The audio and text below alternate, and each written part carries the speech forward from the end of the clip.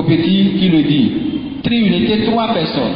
Trois personnes dans la nature divine. Donc, nous, nous avons nature. Quand on dit nature là, on va dire ni nommer Dieu. C'est dans sa nature qu'il se révèle à nous comme trois personnes.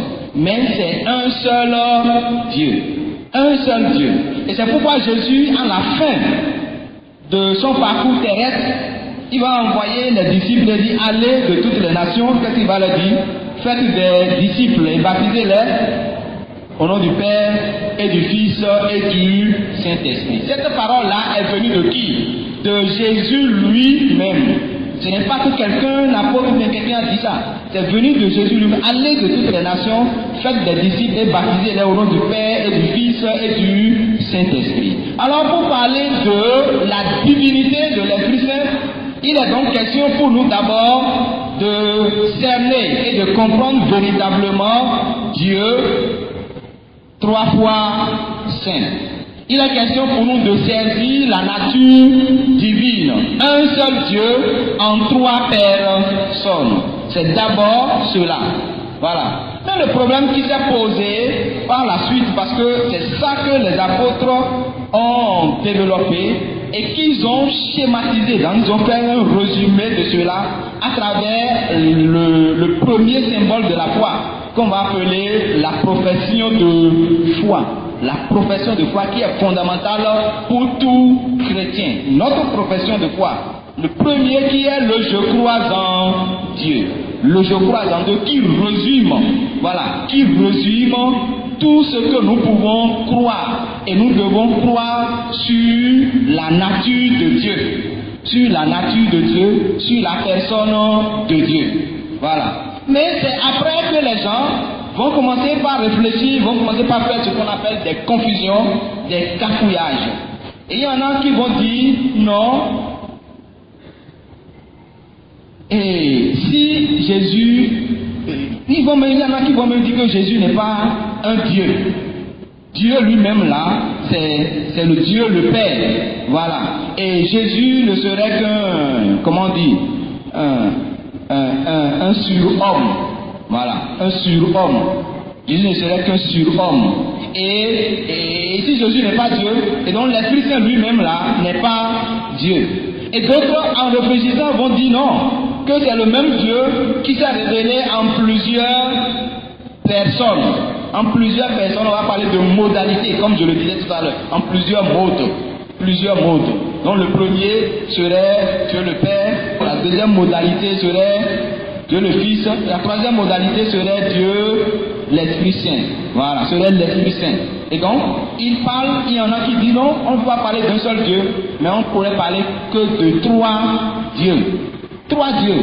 Donc, le Dieu Père, il y a trois dieux. Voilà. Mais ça là, ça ne dit pas notre foi. Ça ne dit pas notre foi. Il y en a qui disent non, on n'a pas trois dieux, mais c'est un seul Dieu, mais en plusieurs modalités. Le Père, le Fils et le Saint-Esprit. Donc c'est le même Dieu qui se présente au monde en des modalités. Vous voyez. Mais au cœur de tout ça là, les premiers apôtres, les premiers pères de l'Église vont se retrouver, ils vont discuter et ils vont parler, ils vont se réunir en concile. Voilà. Et le premier concile qui en parle, qui détermine donc, qui fait la synthèse de notre foi, ce que nous professons aujourd'hui en tant que baptisés, c'est le concile de Nicée. Nicée en 325. Et c'est ça qui a donné ce que nous avons, le je crois en Dieu. Non. C'est ça qui a donné le je crois en Dieu, qui est le symbole des apôtres. Voilà. Mais c'est après ça que d'autres difficultés, parce que les gens vont toujours se poser des questions, et les gens vont toujours comprendre autre chose. Voilà. Mais l'Esprit Saint, c'est lui qui est toujours à l'œuvre pour indiquer, pour aider le peuple de Dieu à comprendre la réalité divine et à comprendre Dieu comme disait Jésus lui-même. l'Esprit Saint vous aidera à connaître la vérité tout entière. Et donc c'est l'Esprit Saint qui est à l'œuvre dans son église et qui travaille. Vous comprenez? Voilà, il y a même en ce moment-là, on va, comment on dit, on va anathématiser les gens, non? Quand ils ne professent pas la doctrine directe de l'église là, bon, ils sont foutus dehors. Ils sont foutus dehors, voilà. Mais il y a des choses comme ça qui se sont passées. Ce n'est pas ces histoires-là que nous allons traverser. Notre objet aujourd'hui, c'est de comprendre que Dieu, l'Esprit Saint est vraiment Dieu. Voilà. Mais quand on est en train de parler de cela, dont l'Esprit Saint qui est Dieu, c'est le concile Nicée-Constantinople.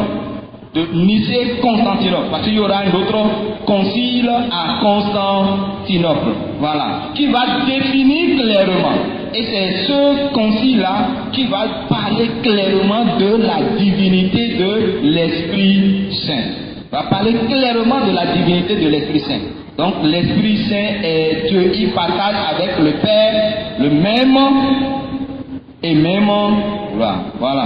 Si j'avais chose là, j'allais demander, on va réciter d'abord le je crois en Dieu, et après on va réciter le je crois en un seul Dieu. Vous allez voir clairement qu'il y a une évolution. Voilà. Mais les deux constituent la foi de l'Église, parce que le je crois en Dieu dit déjà tout. Vous comprenez? Mais parce qu'il y a des confusions, il va falloir préciser davantage pour que les gens croient en un seul Dieu. Pour que les gens ne disent pas qu'il y a deux dieux, qu'il y a trois dieux, qu'il y a un seul Dieu. Maintenant, et le rôle, à savoir, il est l'esprit consolateur, il est l'esprit défenseur, il est l'esprit qui guide, mais qui guide qui? Qui guide les croyants, qui guide ceux qui croient en Dieu. Mais en guidant et en aidant le peuple de Dieu à croire en Dieu, il dit, l'Esprit Saint aide à connaître véritablement, aide les fidèles que nous sommes, à connaître qui est Dieu le Père et qui est le Dieu le Fils. Mais il ne parle pas de lui-même. Parce que ce que l'Église nous donne de croire, la Trinité Sainte, que l'Église nous donne de croire en lui. Et dans la divinité de l'Esprit Saint, l'Église nous donne de comprendre maintenant que le temps de l'Église, c'est le temps de l'Esprit Saint. L'Esprit Saint est à l'œuvre depuis le commencement. Comme dit Saint Jean, il nous dit au commencement était